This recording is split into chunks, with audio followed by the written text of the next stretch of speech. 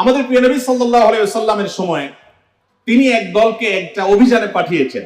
তাদের মধ্যে যিনি ইমাম সাহেব ছিলেন, ওই আল্লাহর বান্দা প্রত্যেক নামাজের মধ্যে যে কোনো সূরা পড়তেন, যে কোনো কেরাত পড়তেন, শেষে সূরা ইখলাসটা অবশ্যই পাঠ করে তারপর রুকুতে যাইতেন।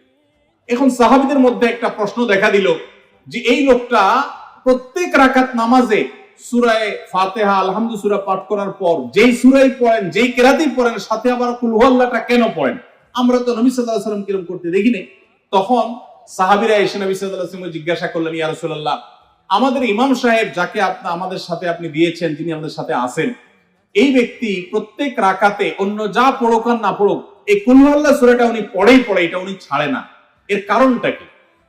তখন নবী সাল্লাল্লাহু আলাইহি ওয়াসাল্লাম জিজ্ঞাসা করলেন ওই ব্যক্তিকে যে তুমি কেন এই সূরা পাঠ করো?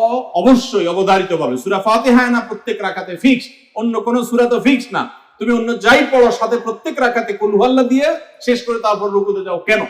তখন সে সাহাবী বলেন, ইয়া রাসূলুল্লাহ, আমি কেন পড়ি? কারণ কোরআনে কারিমে এই একটা সূরা, সূরা ইখলাস বা কুল হুয়াল্লাহ সূরাটা একমাত্র সূরা যেই সূরার শুরু থেকে শেষ পর্যন্ত সবগুলো আয়াতে শুধু আমার আল্লাহর কথা বলা আছে। কোরআনের অন্য কোন সূরা এমন নাই যেই সূরার শুরু থেকে শেষ পর্যন্ত পুরো সাবজেক্ট আগা টু গোড়া পর্যন্ত সবগুলো বিষয়, সবগুলো আয়াতে শুধুমাত্র আল্লাহর পরিচয় দেওয়া হয়েছে, এমন আরেকটা সূরা নেই। যেহেতু এখানে শুধু আল্লাহর কথাই বলা হয়েছে, এই জন্য এই সূরাকে আমার অনেক বেশি পছন্দ হয়, এই জন্য এই সূরাকে অনেক বেশি আমি ভালোবাসি। আমার আল্লাহর আলোচনা এখানে।